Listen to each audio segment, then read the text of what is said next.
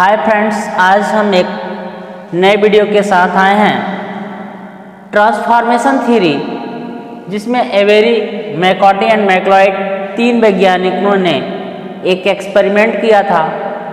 ये एक्सपेरिमेंट दरअसल ग्रिफिथ के ट्रांसफॉर्मेशन थ्योरी के आगे का प्रोसेस है। ग्रिफिथ ने अपने प्रयोग में देखा था कि जब लाइव आर स्ट्रैंड के साथ हीट किल्ड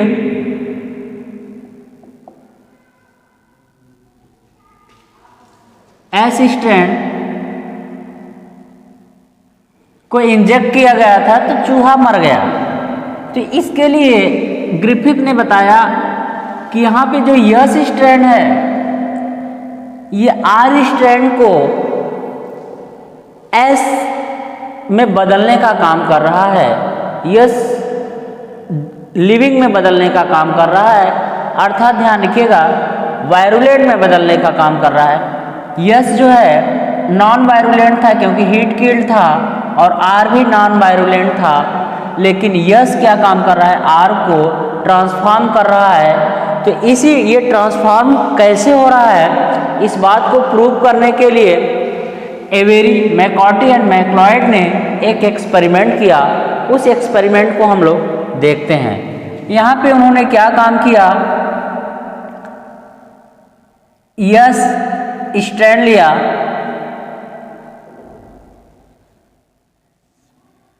यस स्ट्रैंड लिया, हीट किल्ड यस स्ट्रैंड, यहाँ पे लिख देते हैं, हीट किल्ड यस स्ट्रैंड लेकर के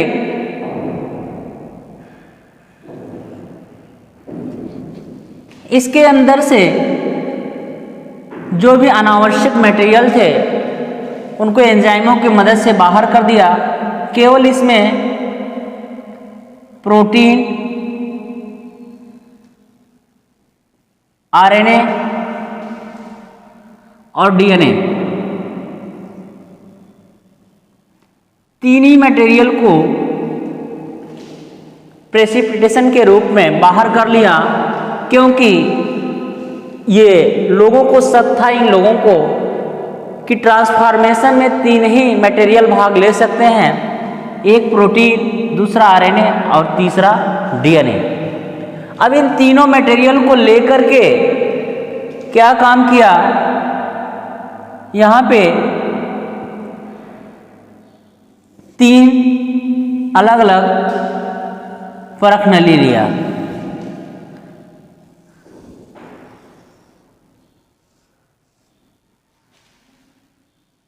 तीन अलग अलग परख नली लिया।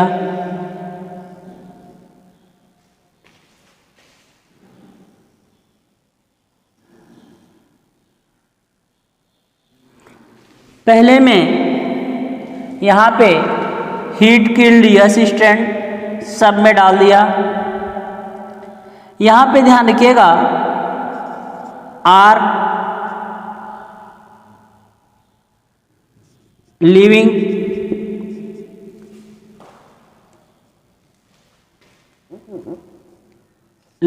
आर स्ट्रैंड के साथ यहाँ पे लिविंग आर स्ट्रैंड लिया, सब में लिविंग आर स्ट्रैंड लिया, इसमें भी लिविंग आर स्ट्रैंड लिया, आर लाइव, आर लाइव। अब क्या काम किया गया कि इस पूरे मटेरियल को आर लाइव के साथ साथ इसमें हीट किल्ड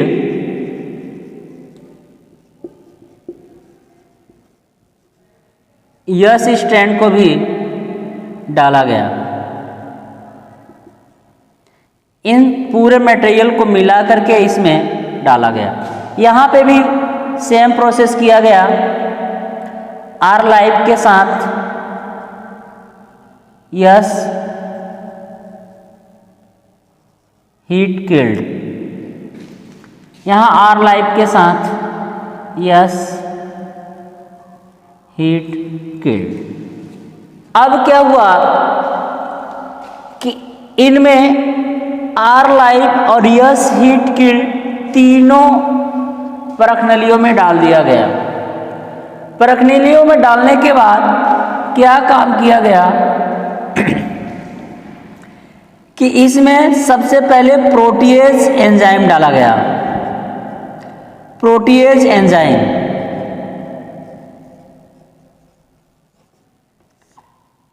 प्रोटीएज एंजाइम क्या काम करता था, इसमें उपस्थित प्रोटीन को डाइजेस्ट कर देता था, तोड़ देता था। प्रोटीएज एंजाइम क्या काम किया, इसमें उपस्थित हीट किल्ड यस स्ट्रैंड में, क्योंकि प्रोटीन आरएनए और डीएनए के साथ डाला गया था, प्रोटीएज एंजाइम क्या काम किया, इसमें उपस्थित प्रोटीन को तोड़ दिया। प्रोटीन को तोड़ दिया, लेकिन फिर भी यहाँ पे देखा गया कि ट्रांसफॉर्मेशन हुआ।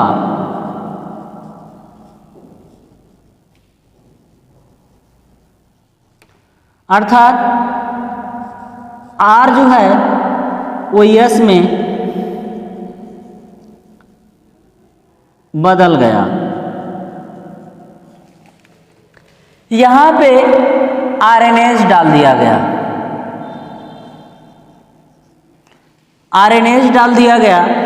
आरएनएज एंजाइम ऐसा एंजाइम है जो आरएनए को डिस्ट्रॉय कर देता है। जैसे प्रोटीन जो था वो प्रोटीन को डिस्ट्रॉय करता, वैसे आरएनएज जो है वो आरएनए को डिस्ट्रॉय कर रहा था। अब क्योंकि यहाँ पे आर लाइफ के साथ हीट किल्ड यस स्ट्रैंड के प्रोटीन आरएनए और डीएनए एक साथ डाले गए हैं, आरएनए क्या काम कर रहा है, आरएनएज एंजाइम आरएनए को डिस्ट्रॉय कर रहा है, लेकिन एक्सपेरिमेंट के बाद पता चला कि यहाँ पे भी ट्रांसफॉर्मेशन हुआ।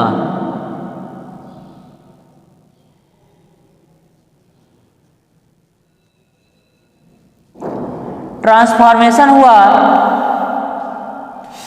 अर्थात आर जो है वो यस में बदल गया।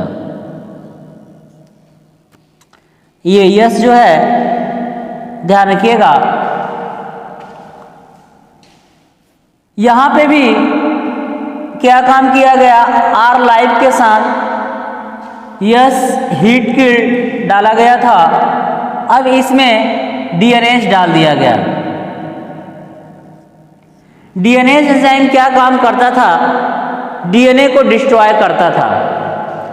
डीएनए को डिस्ट्रॉय करता था तो इसके अंदर उपस्थित डीएनए डिस्ट्रॉय हो गया। जब डीएनए नष्ट हो गया तो देखा गया एक्सपेरिमेंट के द्वारा कि इसमें ट्रांसफॉर्मेशन नहीं हुआ।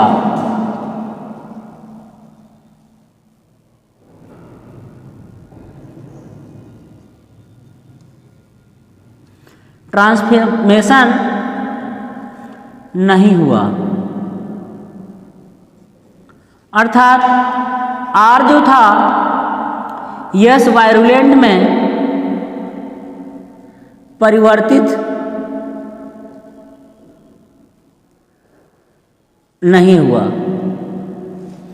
इसका मतलब यह है, जबकि यहाँ पे देख रहे थे आर जो है यस वायरुलेंट में, यहाँ भी लगा देते हैं, एस वी वायरुलेंट, आर जो है एस वायरुलेंट में बदल रहा है, जबकि यहाँ पे नहीं बदल रहा है। इसका मतलब है कि जब प्रोटीएज नष्ट हो गया, प्रोटीन नष्ट हो गया, फिर भी ट्रांसफॉर्मेशन हुआ, साफ साफ मतलब निकल के आया कि प्रोटीन वह कारक नहीं है जो आर को यस में बदल रहा है। यहाँ पे आरएनए एंजाइम की मदद से हमने आरएनए को डिस्ट्रॉय कर दिया, फिर भी ट्रांसफॉर्मेशन हुआ। इसका मतलब है कि आरएनए वह कारक नहीं है जो क्या काम कर रहा है, आर को यस में बदल रहा है, यानी ट्रांसफॉर्मेशन कर रहा है। लेकिन यहाँ पे जब हमने डीएनए एंजाइम की मदद से डीएनए को नष्ट कर दिया, डिस्ट्रॉय कर दिया, तो यहाँ पे ट्रांसफॉर्मेशन की प्रक्रिया नहीं हुई, अर्थात आर एस वायरुलेट में परिवर्तित नहीं हुआ। इससे ये सिद्ध होता है कि ट्रांसफॉर्मेशन की प्रक्रिया में, ध्यान रखिएगा, ट्रांसफॉर्मेशन की प्रक्रिया कौन करता है? डीएनए करता है। इसलिए इन्होंने प्रूव किया कि जेनेटिक मटेरियल जो है वो कौन है? डीएनए है। बात समझ में आया? जेनेटिक मटेरियल कौन है? वो ना तो आरएनए है, ना तो प्रोटीन है, वो क्या है? वो डीएनए है। तो एक बार फिर से हम लोग देख लेते हैं, ध्यान रखिएगा। ग्रिफिथ के प्रयोग के बाद आगे की प्रक्रिया में ट्रांसफॉर्मेशन को देखने के लिए एवेरी, मैकॉर्टी एंड मैक्लॉयड ने लाइव आर स्टेंट के साथ हीट किल्ड यस स्टेंट को परख नली में डाला। हीट किल्ड यस स्टेंट के केवल प्रोटीन, आरएनए और डीएनए को लिया और यहाँ पे क्या काम किया? हीट किल्ड यस स्टेंट और आर स्टेंट के साथ यहाँ पे 3 अलग अलग परख नलियों में डाला। परख नलियों में डालने के बाद अलग अलग परख नली में प्रोटीएज, आरएनएज और डीएनएज एंजाइम डाला गया। प्रोटीएज एंजाइम प्रोटीन को नष्ट करता था, आरएनएज आरएनए को, डीएनएज डीएनए को नष्ट करता था। पहले केस में जब प्रोटीन नष्ट हो गया फिर भी ट्रांसफॉर्मेशन हुआ, इसका मतलब प्रोटीन वो फैक्टर नहीं है जो ट्रांसफॉर्मेशन करता है। यहाँ पे आरएनएज को डाला गया, आरएनएज ने आरएनए को नष्ट किया, आरएनए को नष्ट होने के बाद भी ट्रांसफॉर्मेशन हुआ।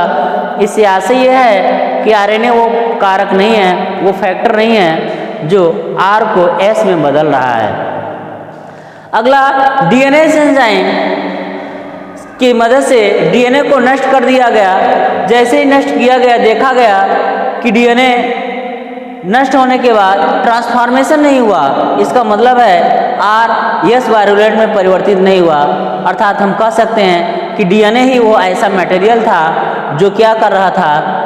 ट्रांसफॉर्मेशन की प्रक्रिया कर रहा था। इससे प्रूफ होता है कि जेनेटिक मटेरियल ना तो आरएनए है, ना तो प्रोटीन, क्या है? वो डीएनए है। तो चलिए